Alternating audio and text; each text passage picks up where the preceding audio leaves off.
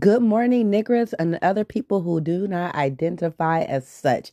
This week has been a wonderful month for rap lovers, especially music lovers. When I tell you, every single tour Nicki Minaj has done has been sold out, no matter what the haters are saying. They're sold out. People are enjoying it.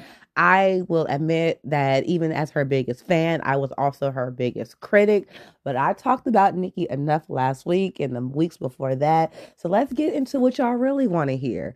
P. Diddy. No, I'm just kidding. But let me talk about it for just a little bit. It's a little bit old, but Cat Williams warned y'all. He warned y'all. He said that this was the year of the truth. He said that sometimes Diddy likes to party and you got to tell him no. Cassie tried to do it. Not only did she try to do it, she opened up the feds. She opened up the gates for the flood to come through. Now, I have been doing some digging, which is why I didn't want to come on here and talk about it. I like to yap. I like to yap about stuff that I kind of know about, you guys. So apparently, before Kim Porter died, that is the mother of P. Diddy's three children, the two twins, and one of them boys. Maybe another boy. I don't know. I think that's by another mother. Anywho, so before she died, y'all, she was writing a tell-all book. And supposedly she died from what's that stuff? Some shit. And the book was just never spoke of again. Kimora hinted on it. She got shutted up. And then we already know how Kimora is with the Russell Simmons situation. She been stealing money from her husband since I don't know. But he stole her youth, so I guess it's a win for win. I personally would do the same. But back to P. Diddy and his scandalous ways. Now he has been trolling us on the plane. We don't know where he is at. We don't know if he's actually going to be indicted of any crimes, but they raided his home where his children were. And I say children loosely because they are grown as adults living in their father's houses. Amen. I know the economy is bad, but y'all got money. Anywho, back to P. Diddy again. I know I'm gonna go off track just a few more times. Stay with me. So he has been trolling us, talking about he's gonna speak up when he wants to speak up. And at this point, I don't even know what else there is to say. The news has kind of gone and went, but I know a lot of y'all wanted me to talk about it. Personally, P. Diddy has never been a favorite of mine. I hated him when he broke up Identity Kane on live television. I would never forgive him for that. And then he had these niggas singing their heart out in a room on making the band. So from then, we should have been sus of Diddy. And why was his lips always moisturized? I'm not saying men can't take care of themselves, but his lip gloss was popping way before Lil Mama, naturally. Now, personally, I thought that Miami was a cover up for P. Diddy and her bestie, Santana. Now, Santana, he is just controversial for just being him. Honestly, I have never thought that I would be alive to see the day where there is a big back of the homosexual community with a beard and just does his nails done. Like, don't get me wrong, it's normal. I get that. But you have to understand that as a 31-year-old female, that is new to me. I love seeing people in their natural element. And the fact that he's famous, I know people talk their mess about it, but he is living him and he's doing him the best way possible. Now, what I will say is it kind of hurt my feelings that, Carisha and JT had got into it. Now, if you're a fan, you noticed the shift. Now, of course, when JT went to prison, Carisha was holding down the City Girls. I mean, what the fuck else was she supposed to do? Give up? No. So I'm not saying that without Carisha, there wouldn't be no City Girls because JT has bars. JT comes with the bars. But as soon as, like, her and P. Diddy got kind of more of a momentum that she got her podcast, Carisha Please. She became, to me at least, a whole new person. And, I never been to jail for no longer than 12 hours. I haven't been convicted of anything that y'all can find on the internet. But what I'm trying to say is if I was JT, I wouldn't necessarily want to be in the midst of the crowd of P. Diddy anyway. Or, I hate to say it, or anybody of Carisha's entourage. Like, who even is Carisha's entourage besides like IG girls and rappers baby mamas? To me, that's not who I want to be around. Now, JT has came out with a few songs To me, they're not memorable, but like I said, I don't hate her. At the end of the day, I love any woman that can write her raps, which is why I do not like Cardi B. Sorry, I do not hate Megan. She writes her music, so I'll give her respect. I just wish that she had more of a flow. I just wish that she gave us more than the hickory dickory dock. You want to go my, I just wish I got more. Like she gives me very aggressive hood pretty bitch music, and if that's your thing, then go with it. Let your freak flag fly. No problem. Now, Carisha and JT had a little Twitter little feud. I call it a little feud because it got, as soon as it came, it went, y'all. It ended with, apparently they had a phone call, which I'm like, we always say that. Like, do y'all not have a phone? Like, why do celebrities get on Twitter or form, this is X now, they get on Twitter and say what they need to say? Like, they don't have the other person's phone number. So obviously, they do have each other's phone numbers. They had a conversation that we may never know about. But what JT did say, and I believe it because I have eyes and I'm always on Twitter looking, JT was like, you don't necessarily support me. Whenever somebody gives me love or stuff like that, you call it hating. Now, she necessarily hasn't hated like publicly, but I remember when Nicki Minaj gave JT her flowers. To me, as Carisha, it would have been a retweet. Now, I know Carisha is up there with Cardi, regardless of if you are a Cardi stan or not. You have to respect music. And at the end of the day, Nicki has been in this game longer than these half of these hoes have been alive. So it's just, to get homage from somebody, to get recognition from somebody of that stature, you should respect that. And let's not pretend that whenever Carisha gets into a Twitter beef, JT is always at her back. Always Twitter. She's back on it with her. Now, when JT was getting into it with Glorilla, I didn't hear shit. I heard crickets. I thought that was kind of messed up because are y'all not the city girls? But like I said, if you have eyes and you've been peeping, the city girls haven't really been the city girls for a while.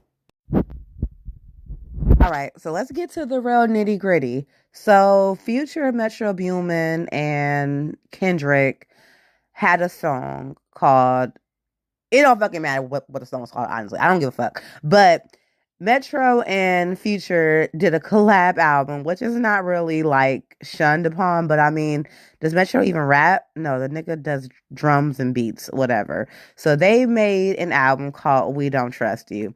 And on one of those songs, they had Kendrick. Now, Kendrick and J. Cole to me are one of the best rappers. I feel like they're conscious rappers. I feel like they rap about real shit and they get to the real nitty and gritty of stuff. To me, those are real rappers. I'm not dissing on nobody else. I'm talking about those two. Now, their fan bases are very similar. It's sort of like, I don't even know if this is right. It's sort of like Nicki and Cardi. It's like if we had to choose, I'ma choose Nicki. But I know some people who truly do love both of their music. So it's like the girlies are fighting. So Kendrick talked his shit. He basically said, nigga, fuck the big three. It's just me. So of course that set off this whole, well shit, is it Drake versus Kendrick? Is it Kendrick versus Drake and J. Cole? Like, what's going on? Now, mind you, Kendrick does his own thing. He does his own lane, and we respect it. J. Cole was popular for never doing features and being great on his own as well. So for Kendrick to get on other niggas' tracks and diss these niggas, it was straight up diabolical. Because it's like, could you do this in the studio on your own? We don't know. But the beat was fire. Metro Boomin, I feel like, even though he don't rap, that whole outro was just him shitting on Drake. I don't know what the issue with Drake is. Why does he have so many ops? It's like the light skins just cannot win. Now, the fans were like, Kendrick, Drake, you got to say something. You got to say something. And I kind of knew that Drake would. I just felt like because Drake has been accused of having a ghostwriter, he was going to take his time with that. And let's come back to that. Amen. So Kendrick, and I feel so bad because I fuck with all of them. Like I really do love Kendrick. I feel like he did his thing with the Black Panther soundtrack and vice versa. Now, J. Cole, he came out with a song called 7 Minute Drill, and the artwork was like, might delete later. We should have fucking known. Now, don't get me wrong, I gave the song a listen. I gave it a listen. The first 20 seconds, bars, spitting. The rest, turned the shit off. I feel like he said what he had to say in the beginning. That's all he needed to say. Y'all, the nigga apologized. Not only did he apologize, he took the shit off of streaming platforms. It's like, what are you doing? This is no longer rap. Now, I don't understand. I didn't listen to the rant. I'm sorry. I listened to it mostly because I felt like this is real rap. These niggas is bringing rap back. I mean, I don't condone violence, but if you putting it on paper and you in the studio spitting, I respect it. I love it. I'm going to support it. So something was going on with J. Cole's spirit. He didn't want to do it, and he just didn't believe in all of the violence, which was like, he didn't say he was going to come slap y'all niggas. He just said that he just said y'all niggas ain't the best. I am. Like, let a nigga talk they shit. Like, but J. Cole also talked his shit. So him running it back, I'm sorry. He lost a lot of respect. A lot of respect. So he took it off platforms. You can probably find his song on YouTube or something like that. But if you on Spotify, Apple Music, it's gone, baby. It's very gone. Now, it was a little bit weirder that he apologized because what? We found out 2 days later that Future and Metro Boomin were gonna come out with another collab album saying we still don't trust you. Now that's just ghetto. That's just real ghetto. But I heard the song just now. It's trash. I feel like he didn't even say anything bad. They weren't talking, but maybe J. Cole just felt in the spirit that it wasn't worth it. I don't know. Drake claims he has shooters. I believe he got slapped by P. Diddy, but again, I ain't seen no pictures, but it's what everybody's saying. I feel like if you keep telling me that the sky is blue, my mama says the sky is blue, I look outside and the sky's blue, then goddamn it, the sky might be fucking blue, you know? So that's just how I feel. Everybody has been saying it, I don't know. So I feel like Drake, he had a reason to take his time. Cause baby, when he came out with that song, the internet was in scrambles. Y'all thought it was AI. We heard Drake's AI. It's a bit of a tweakness. That was not no goddamn AI. That was real Drake. He was in the studio spitting. And I remember I said he had maybe of a ghostwriter. I don't care. His ghostwriter was spitting as well. Drake said what needed to be said in all of the 3 minutes that song was in. And I'm not even gonna lie to you. I give songs maybe a 30-second listen before I'm like, all right. His song, the first like 10 seconds, my face scrunched up. I was like, this nigga spitting. And he was telling Future, like, motherfucker, I gave you your #1 hit. He told Metro to shut the fuck up and play some drums. The Weeknd, I don't even know how The Weeknd got into this. Like, I gotta do some more research into this because how did a singing nigga have beef with Drake? Ain't they both from Canada? I am confused. Why are the girlies fighting? So you got this singing light-skinned nigga just in the background, ooh and ah, and he don't like Drake, and I'm confused because it's like, but do you have a verse? Do you have a verse? No, you do not. So whatever, y'all. I love Drake since I was like 10 or 11 watching him on Degrassi. I feel like he has his light skin tendencies, but I have always loved him as an artist. I've always loved him as an actor.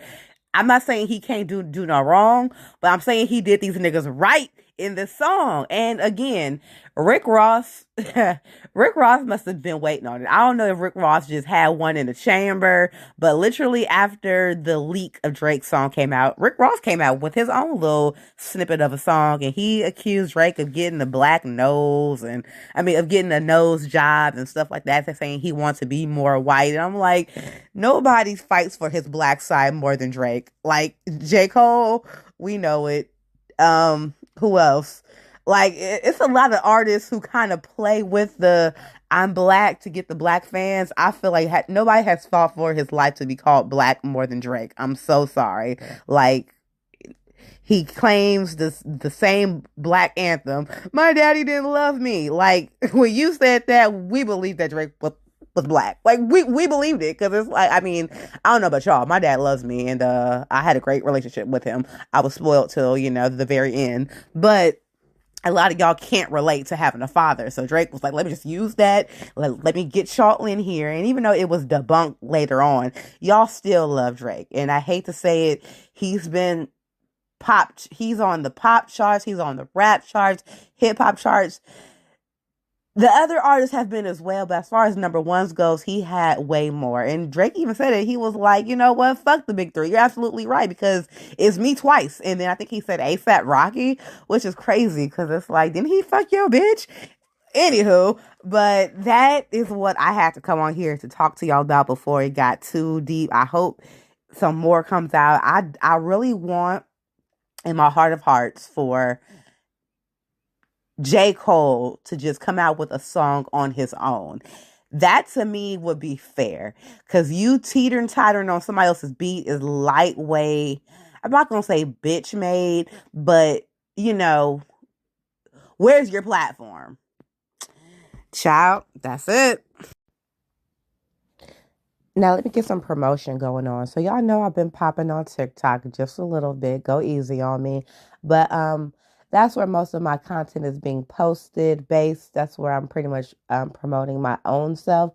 But if you're on TikTok, and at least I want to say black TikTok, then this segment is just for you. So I'm of the hood rat section of TikTok. I love the drama. I love when people are being messy. I love to see it. You know, it's entertaining. So if you're familiar with Ekane, then that's really all I have to say.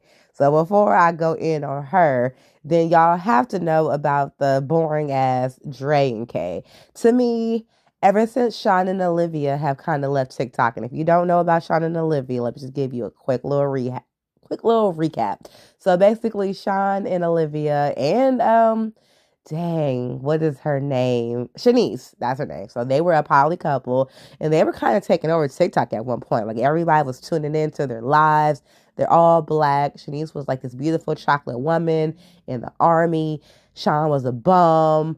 Olivia was like freshly 18 or some shit like that. And it's like they were all in a poly relationship. So of course, people have their questions, they're judging, and they just gave us a show. They were truly the circus of TikTok for, I want to say, a good year and a half. They had a good running. Now, from when I checked last, they have left the country. Olivia still posts from time to time, but Sean is not posting anything. But you can see glimpses of him in Olivia's posts, and it's good to see them outside because it, for a while, we felt like he was holding her hostage. I didn't think she was able to leave the house or go see her family. She probably still can't, but little do we know that they are off TikTok for the time being. So I feel like Dre and K kind of took their spot, but to me, they're boring as fuck. I'm never going to bash a dark skinned woman because at the end of the day, I am a dark skinned woman, and I feel like in a lot of media, light skins have always been put over. If there was a light skinned lead, she would have a dark skinned best friend. I personally want to see the opposite, but what am I? Who am I? Just somebody shit talking on a podcast. So Dre and Kay are somewhat boring to me and to other people, but the gag with them is so Kay is, I think she's a diabetic, and she can't be no younger than 25. So it could be from genetics, it could be from anything. So their story is that when they first met, he didn't want nothing to do with her. He was like, "You gotta lose the weight. You gotta be in the gym to be with me." And baby girl, she did it. She went after her man. She and her body is tea. Her body is very beautiful. So I guess you gotta do what you got to do to get what you want. But if you just type in their name, their most embarrassing moments come up. So of course, like Sean and Olivia, they had a panel where people can come on and ask them questions. And you know how people get, it be real personal and it be real out of pocket. So long story short, some of their embarrassing moments are guests are asking them, like, so do you see yourself marrying her? And he's like, no. And I'm not even gonna lie to y'all, this nigga is not like the brightest bulb. He's not the brightest bulb. He's not the handsomest to look at. But he be lightweight, just like roasting her. And he has, you can't see me, but you know, he has those tendencies where your hand tends to like do a little bit of this and a little bit of that. And you know, people kind of clown his masculinity. I ain't got nothing to say about that. I will say what I always say. Let your freak flag fly. Amen. So Dre K had kind of said something about EK. Now, if you know EK, she is a straight shooter. She will get on live with missing eyelashes, her hair not looking done. But when she does do it, she looks bomb. And I gotta respect that because I'm the same way. I might get on live looking like a straight bum, but believe me, I'm talking straight facts and I'm making you laugh. You're gonna have a gay old time, amen. So Dre and Kay had took shots at Kane, and Kane took shots right on back. So it was a little bit of a tit for tat type of thing. Dre and Kay were saying they were looking for her to go on live. Finally, they did go on live, and it was Kane handed it to them, but you gotta understand, Kane is not. Kane is an arguer. So if you're a good arguer, you can have come back with anything. Me, unfortunately, I stutter. So the minute I start stuttering and you get on that, I want to swing. Like there's nothing else to say. I clearly can't get it out. Put your dukes up. Let's fight. So, and of course, that's kind of what Dre and Kay were doing. They were like, oh, all you can do is run your mouth. You want to fight? You want to fight? EK has already admitted that she does not want to fight. This is for entertainment purposes only. So I fucks with that heavy. That was a little bit of a TikTok segment I just had to talk about. That's why I made it real quick. But like I said, y'all, I am on TikTok. Tisha Talks. I have a little bit of a following on there. I go on live from time to time. You can mostly find me in other people's panels. Don't be shy to come in. Just do it. It's fun. YOLO. Back to music, because that's really what I love the most. Um, I will brag about this until there is no more breath in my lungs. When I was younger, I loved me some Usher. That was my man. He could do no wrong. And he is just like an overall great, like, he can sing, he can dance, like, and he's like a wonderful performer. If you guys watch the Super Bowl, you already know that. But I'm blessed that I saw him in the middle of the panini, amen, when he was doing his what's it called? His residence at Caesar's Palace in Las Vegas. Now, mind you, he was there for years. I feel like Usher got him a house in Las Vegas and he never fucking left. He was there from the beginning of the pandemic to the end of it. But I was blessed to see him, I want to say maybe the second week of his residency. Now, mind you, my tickets were $300 and I feel like I had the best seats in the town. So if you are familiar with certain concerts, I know some concert setups are different, but think of like a VIP, not even like a mosh pit type situation, but you're standing. Like there's no seats, but you're like in the middle of the stage. They're going around you. You're basically on the stage, right?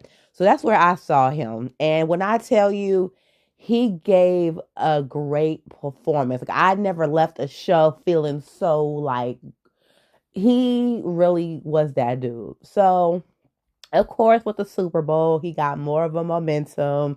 He got Usher Ben had movement, so it's not we're not even gonna like talk about it like that. Usher Ben had it, but you know he was going for a little bit too. So he was collecting his coins, honey.